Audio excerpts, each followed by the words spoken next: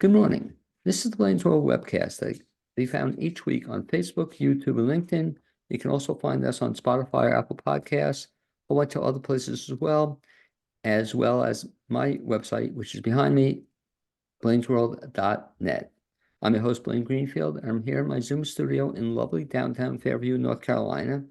Each week, we focus on cool stuff that's happening in both Western North Carolina and throughout the country.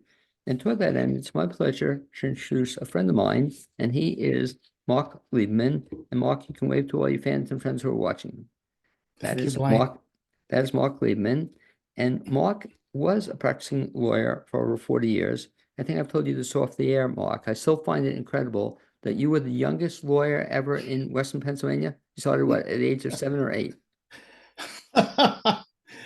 No comment. No comment. Okay. Anyway, at that time, he handled litigation and corporate matters in a variety of diverse matters, including anti-fraud investigations, mergers and acquisitions, and compliance. He also served as adjunct professor in the Master of Law program at Widener University in Delaware. And since retirement, he has continued to speak and lecture on politics and constitutional matters, in addition to his other interests that include acting and choral singing. And I guess, Mark, we're going to talk initially here about some of your interests in teaching. And you teach, I know, through UNCA at a center called OLLI. And for the benefit of folks who don't know what OLLI is, what is OLLI all about? So OLLI is the acronym for Osher Lifelong Learning Institute. It has probably close to 1,000 members, and the individuals that join OLLI are given an opportunity to listen to experts in various fields about all kinds of topics, from bridge to building bridges to artificial intelligence, to other scientific topics.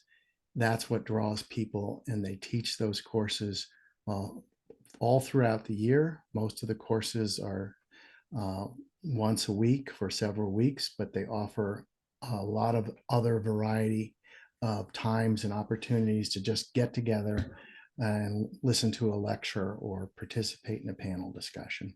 Now, before you started getting involved in lecture as a teacher, did you take any courses there? You know, it's hard to remember because I was so intrigued with the program, and I saw myself having just finished some teaching up in Delaware, as you mentioned. It might have been just about the same time. I know I took some courses right off the bat, and then as soon as there was an opportunity to teach a semester, or basically a quarter, essentially, for a 6-week or 8-week or 4-week course, I signed up. And not only can you teach pretty much anything you want, but they have so much assistance for people who've never taught before. They have technical assistance to help you put together a PowerPoint presentation. During the COVID season, they offered ways to teach people how to do not only in class, but also online. And they're very generous about doing that. So it's become it's a home base for me on these sorts of things. What was the first course you taught at OLLI? Do you remember? I think the first course might have, now I remember the title. It was called Who's Going to Jail? Great title. Wow. And I probably had parenthetically fraud and corruption allegations in the Trump administration. So But how do you it's get? about that time that things were heating up. Okay. Well, it's cool because you've now taught about how many courses at OLLI? I've taught at least 6. I did one classroom experience for an extended extended theme on science. So I was asked to teach something that was scientific in terms of artificial intelligence and privacy, but referring to the constitutional protections on privacy. So it's been around 7 total classroom experiences. Now, let me ask you, in terms of the classroom experiences you've had, Mark, you've taught as you're teaching now at the regular campus, but you also taught during COVID. What was that experience like for you?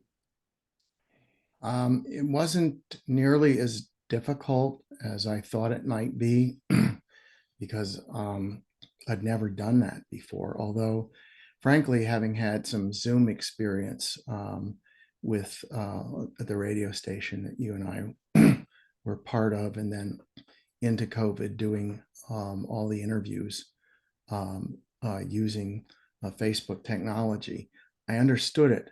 But at the same time, my concerns were, how do I relate to the people that I don't see? I use PowerPoint presentations.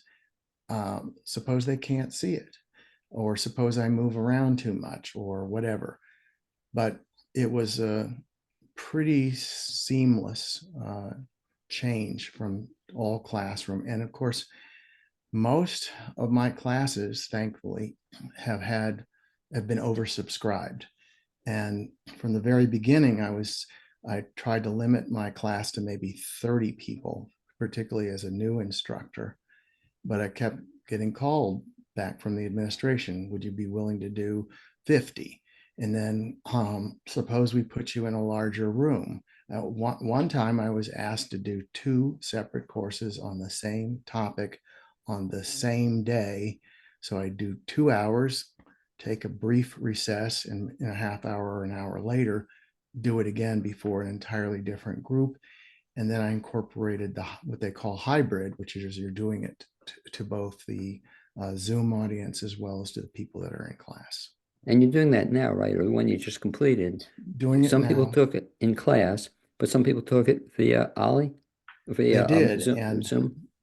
they did. And, I didn't see them. They saw me and they saw the PowerPoint presentation.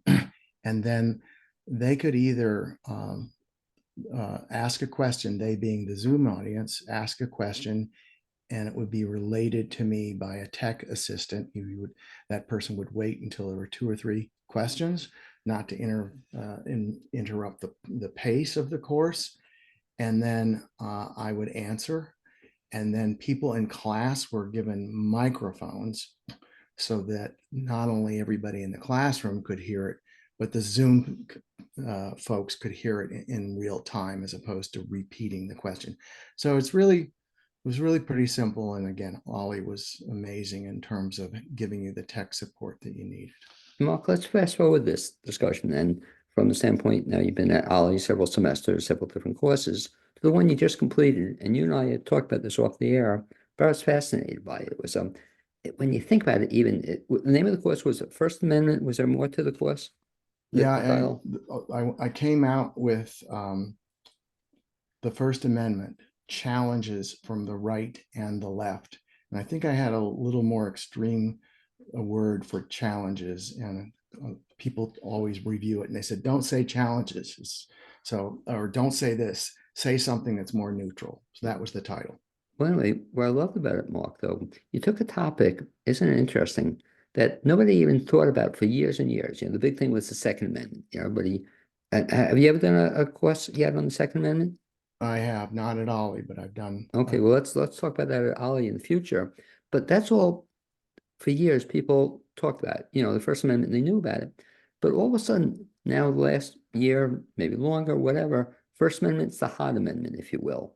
For the benefit of the folks, I won't put the audience on the spot, but I'll put you on the spot. First Amendment says what, Mark?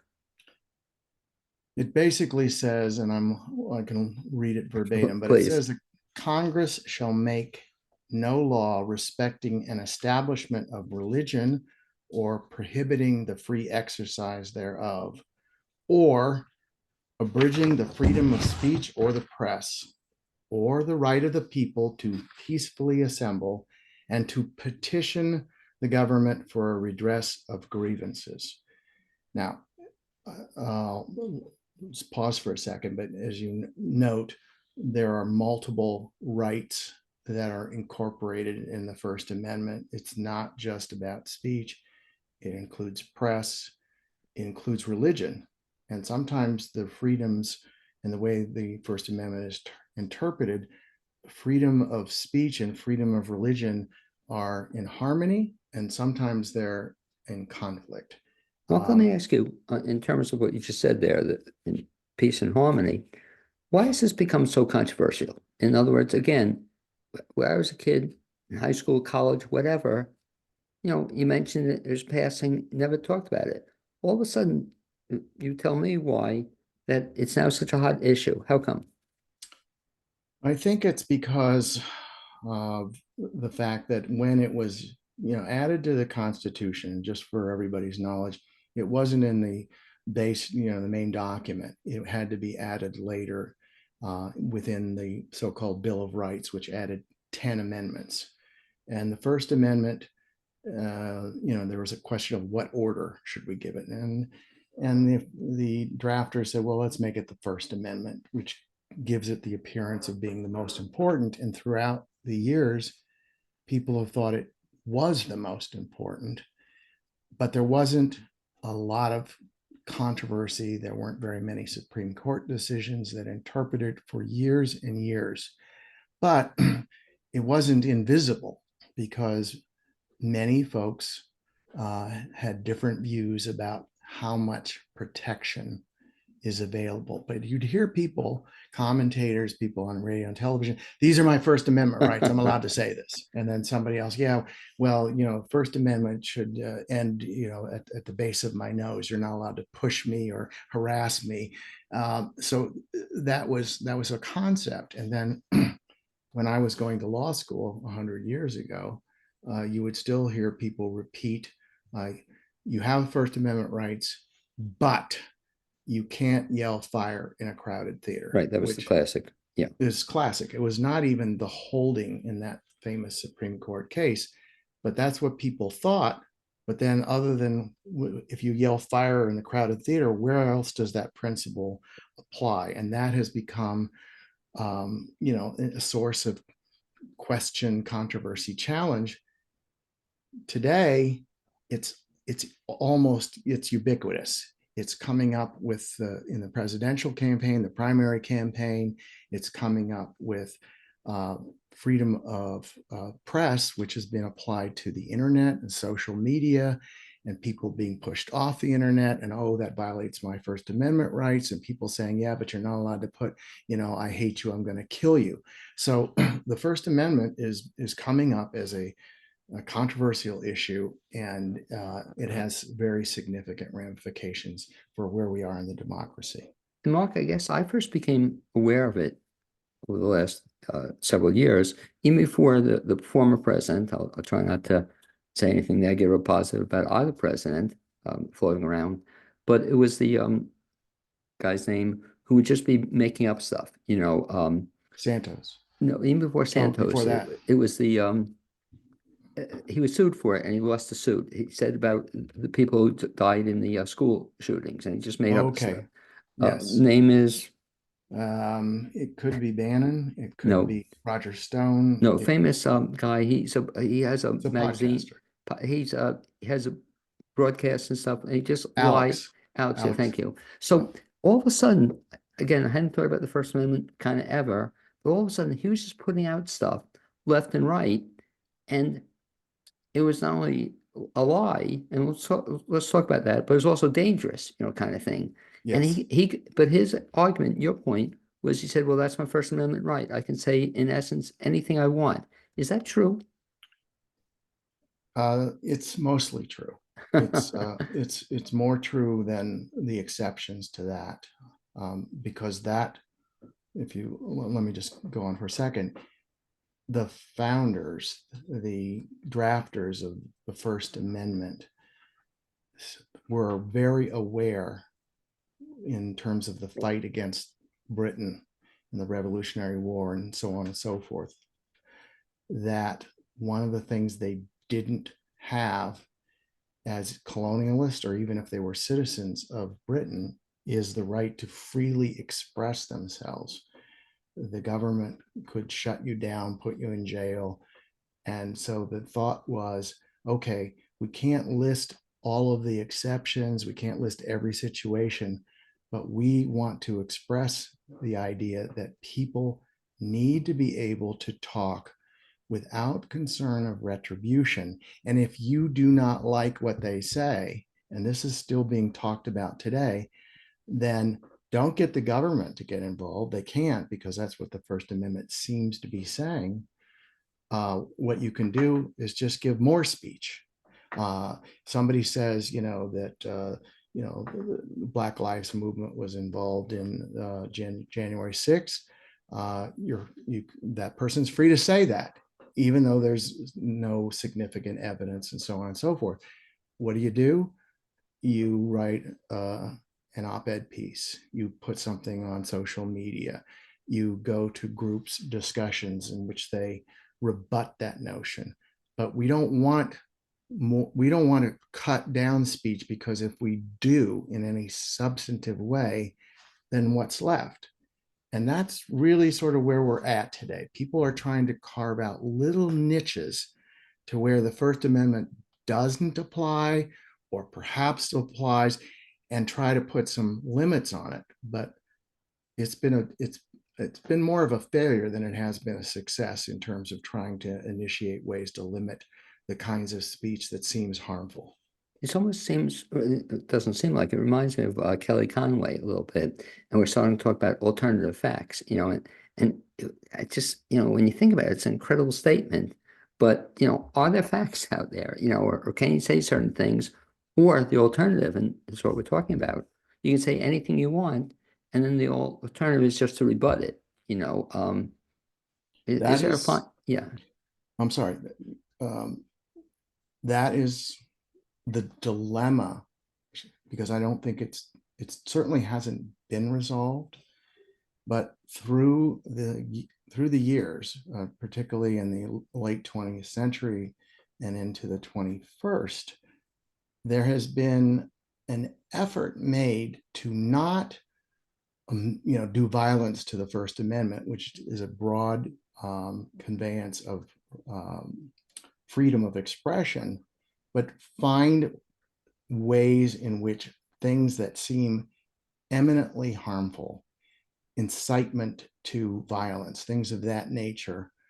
But the concerns have been is, how far do you take that? So just to give a primary example that came up and is still out there, is the question of, did Donald Trump, did his speech on the ellipse on January 6th and the subsequent insurrection or violence that came after that at the Capitol, can we say that Donald Trump was not protected, or that his First Amendment rights were not protected because his speech came just prior to an incitement and to an actual violence?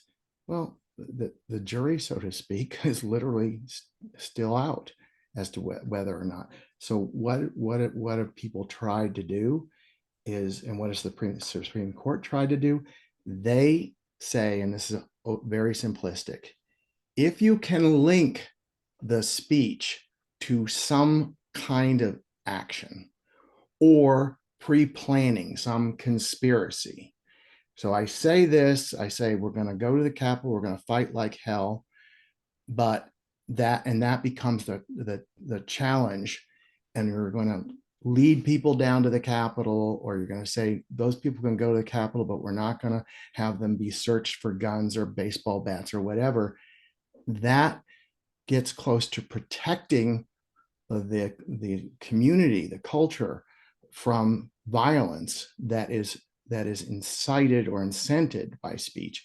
But at the end of the day, speech, no matter how odious, if it sits there, speech, you cannot preclude people from speaking, demonstrating, whatever. You can make little changes, but you can't fundamentally upset it. And I think people on both sides, or all sides, as I said, of the spectrum, are not happy with that result. So, the phrase that has also been used as a sort of a general statement about what's protected, what's not protected. I disagree. You heard this quote. I disagree with what you're saying, but I'll fight to the death for your right to say it. Okay. I mean, that's a nice way to talk about it. It doesn't answer all the questions. Well, it's interesting with the case you mentioned, and there are two famous cases I'll ask you about, but that one that, will fight like hell, yet it turned around then when several people were brought up on charges, if you recall, they said they were motivated because Trump had said that, yet the courts didn't allow that for some reason. They said that wasn't, to me, I thought it's a very valid reason. The president asked us to do something, but right, didn't the courts throw that out, said it wasn't relevant? They said it wasn't sufficient, Right, or words to that effect. It wasn't enough.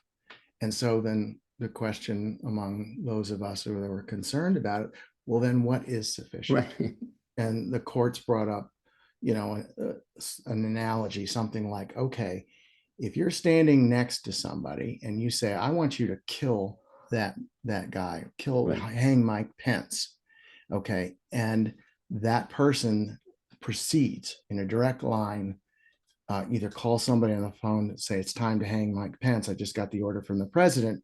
That's one thing. But if there is a distance, metaphorical or otherwise, in time and opportunity, that saying, I think we should kill Mike Pence, or Mike Pence should die.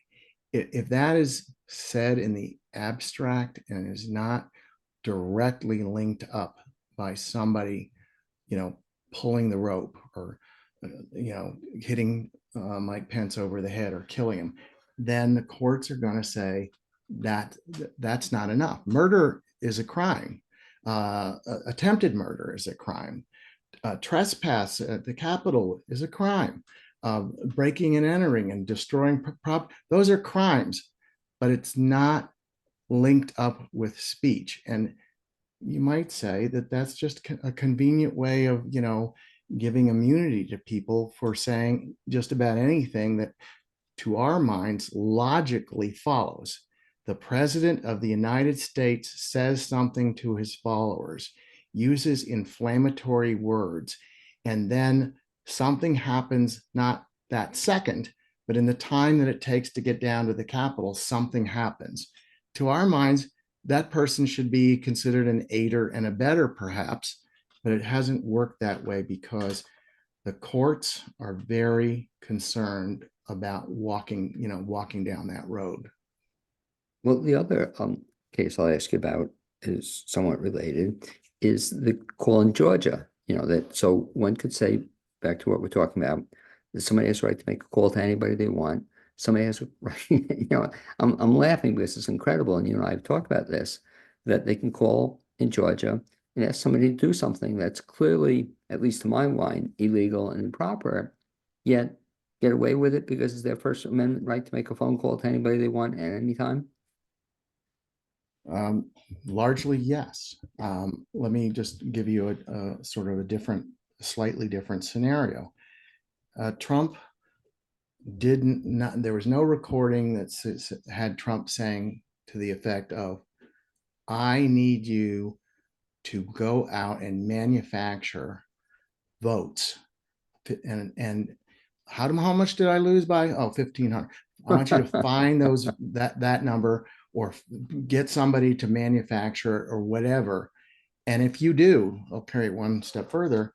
If you do, I promise you that the next time there's an opportunity for an appointment for an ambassador to Switzerland, or appointment to the Supreme Court, you're the guy. I am committed. Those kinds of contextual things is what has prevented courts to this moment of saying, and we'll see how things work out in Georgia.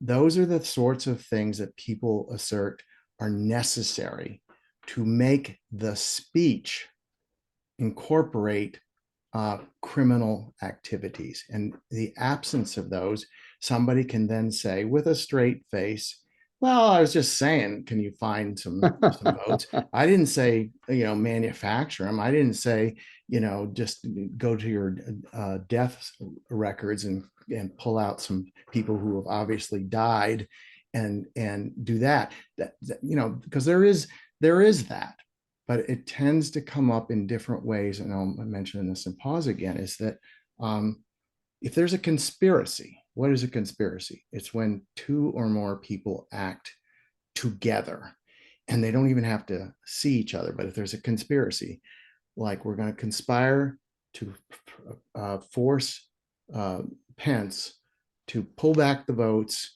send them back to the states, and this is how you do it. You're going to do this. You're going to call this person. You're going to call that person. You're going to pay off this person, and there's a common objective, but everybody has a different role.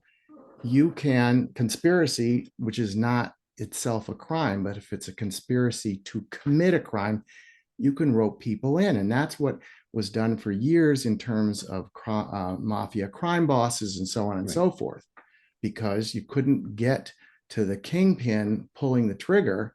But if you could show that that information was transmitted in a way where it was go kill this guy and then call me back when the deed is done and show me evidence that there's a corpse there, that's the way crime was prosecuted under the so-called RICO statutes. But it's just not that clear as to how you make that link up without opening up, so to speak, Pandora's box. And back to the point you said earlier, talking about inflammatory statements and whatnot, it reminds me of also a recent statement he said, and I had an argument with a friend of mine actually about this, that you can go and make a speech and talk about, what was it, the bombshell, or, with the one just recently, he said that Bloodbath. Yeah. I mean, to me, just listening to it, Mark, or even saying it to you, boy, that's pretty inflammatory. That's pretty scary.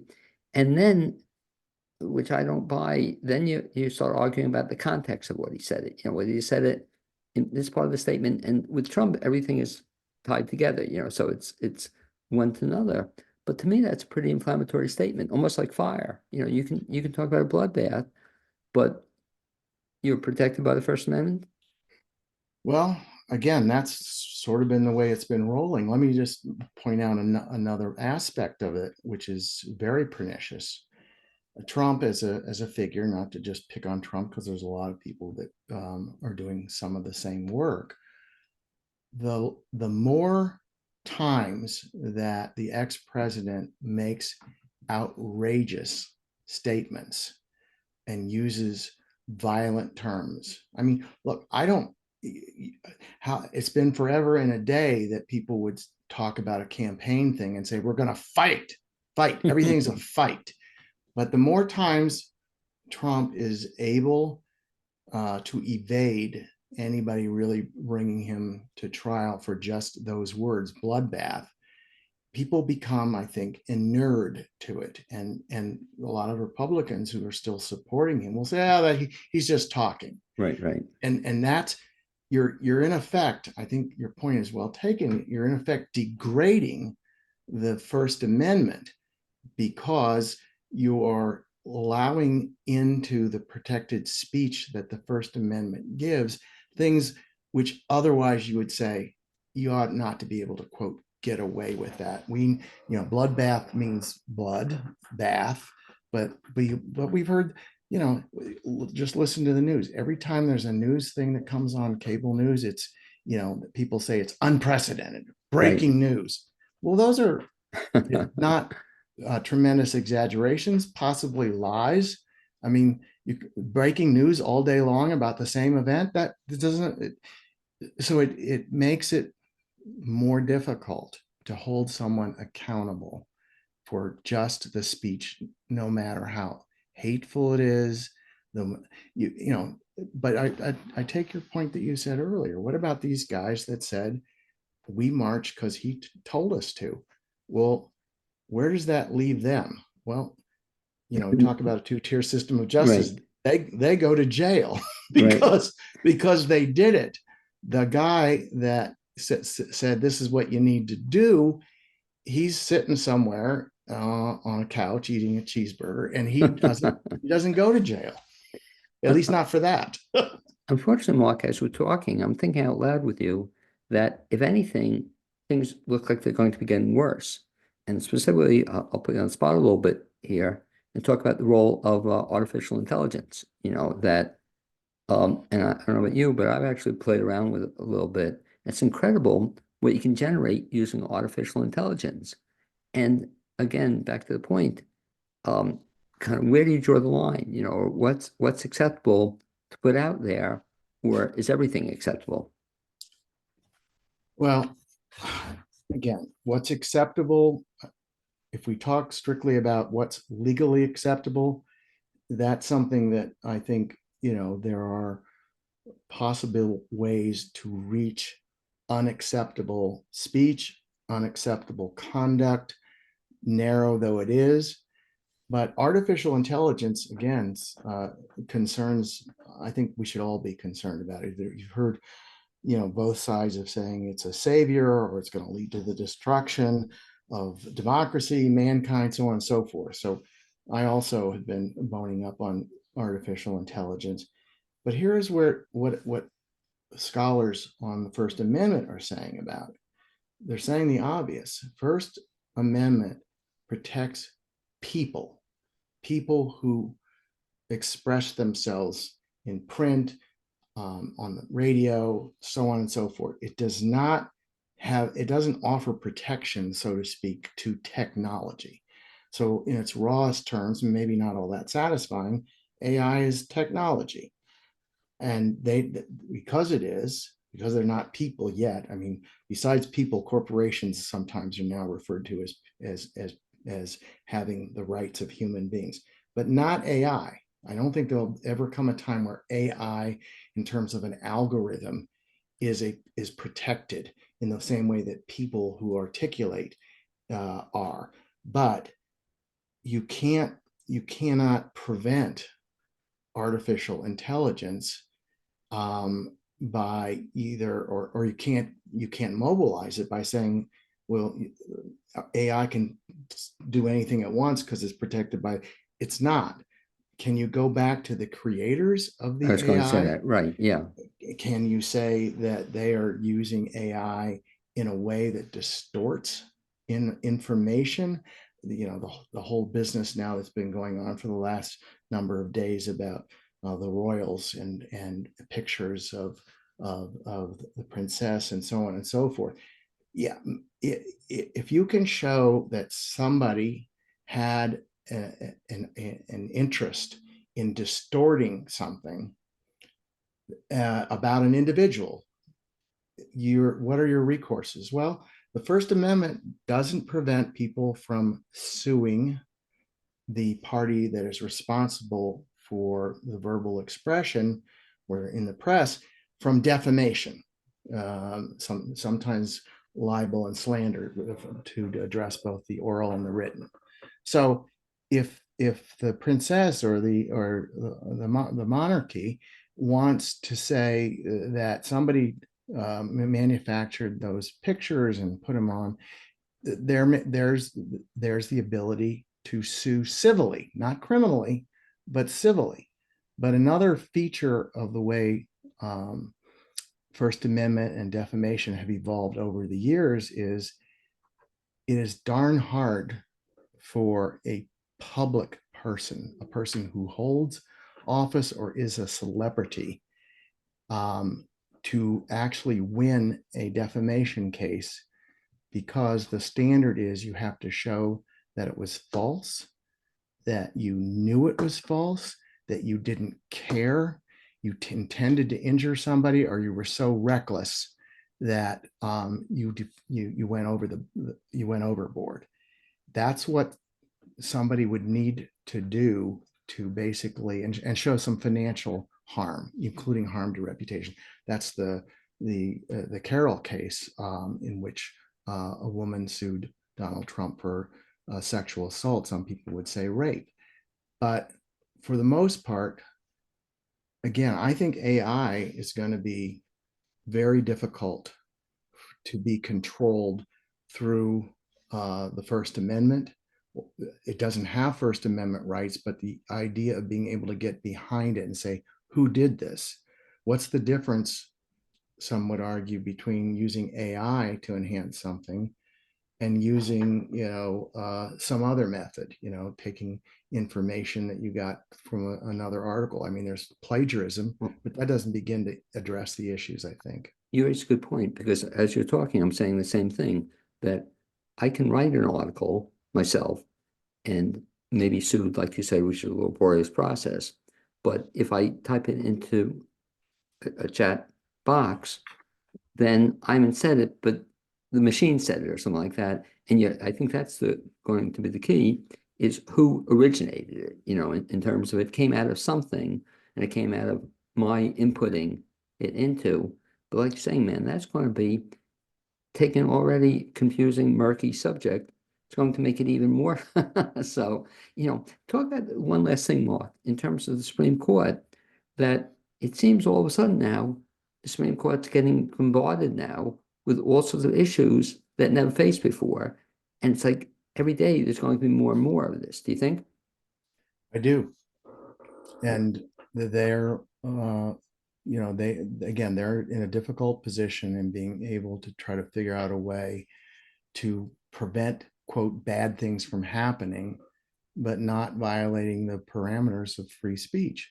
Now, they did intervene in a case which was recently decided, in which President Biden was alleged to have used, well, apparently they found that he had used individuals from the DOJ or otherwise, I don't remember the specific facts, to suggest strongly that Facebook and Twitter and whatever not allow on their website certain things. They didn't pass a law, they didn't arrest them, they didn't whatever. But in that case, it probably was, I think it might be the right decision. They said, listen, we're talking about the government. If the government sends, two guys in black trench coats, and this is metaphorical, and says, we don't want you to do this, they don't have to say, or we're going to, plunder your place, we're going to shut you down, we're going to make it difficult, we're going to take your sister. They don't need to, because they're the government. And in that case, if I'm remembering it correctly, I think they said, yeah, the government went too far. When we said Congress, meaning the federal government or state government, shall make no law, okay, abridging free speech, we didn't just mean make a law. We meant using the bully pulpit or using the ways that they can make life difficult. That's what we're protecting against, because that's been around for a long time. You don't actually have to throw somebody in jail. And I think that's going to be difficult. There's another case which has been, which is in a state of limbo, which is the issue of preventing TikTok, the social media, from operating in the United States. But look how the government attempted to frame that. They're saying, well, we're not saying you can't have TikTok. We're saying we're worried about TikTok being a threat to national security because the owner ultimately is the communist state of China, and they're using that platform to feed information into the United States and to gather secrets and so, and we don't want that. So we think that you have to stop being in the United States unless you sell the whole company. I mean, to my way of thinking, I don't personally agree with it. I mean, it's just my opinion, because I think there, what has been said by the courts, and I'll leave you with this one thought, is if you don't like something that somebody's printing or having access to, you need to make sure that whatever you do to prevent it is the least intrusive way of affecting that party's rights. And whose rights are at stake there? For TikTok, it's not just the owners, it's everybody that uses TikTok. So using this blunt instrument to shut it down or forcing them to sell the company to somebody else, that's pretty intrusive. You could argue, somebody's going to argue, well, weren't there other things you could do? Couldn't you just increase the amount of surveillance so this doesn't happen? but those are the kinds of issues that are going to keep coming up. And the question is, are our courts ready for it? How are they going to deal with it? Are they going to take the case? Are they going to decide the case? Are they going to kick the can down the road? What are they going to do? We don't know. And what's so perfect about that statement you just made, Mark, is it gives viewers of this show or listeners one other option that they can do, and that is to get to Ollie and take a course with Mark Lieberman. Or you laugh, but seriously about that, because what's so cool about what you do, you get into, it seems like every semester, you get into something that's controversial. And what's so cool about it, Mark, or not cool about it, but it doesn't seem we're going to run out of possible topics, because when we think we've covered everything, all of a sudden there are 17 more things to talk about. So in all seriousness, Mark, if folks want to get in touch, for example, with you, just find out about some of the cool stuff you're doing, there are a couple of ways they can reach you. What's the best way to reach Mark Lieberman?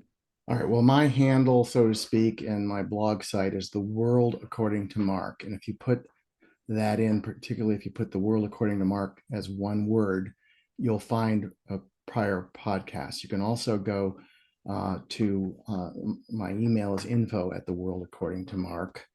But there are ways in which you can get hold of the podcasts that I've done in the past. I took a bit of a pause, but I'm going to be doing more of it. That's the way to follow what I'm talking about and what I'm doing. And World According to Mark, we should mention, not only do you have the website, but it's also on Facebook as well. They can punch in the World According to Mark. And I will Correct. encourage people to do so, because you're always going to find something interesting that Mark's going to be commenting on and looking at. So Mark, as always, I'd like to thank you for being my guest this edition of Blaine's World webcast. I also like to thank my producer, Cappy Tassetti, and hopefully we'll see you in person sometime in the near future, if not before then. Thanks, man. Well, thank you. I want to thank, if I might, I want to thank my technical support, which is also support in other ways. My wife, Shelley Lieberman, who's been a consultant with a company she calls Focused Solutions, which is two words that are important to me. In addition to just plugging the name in, you can see my podcasts on Facebook, YouTube, various platforms like Apple, Spotify, and Google. So I'm still around. Okay, great, Mark. Hope you stay around for quite a long time. Be well, man. Thank you.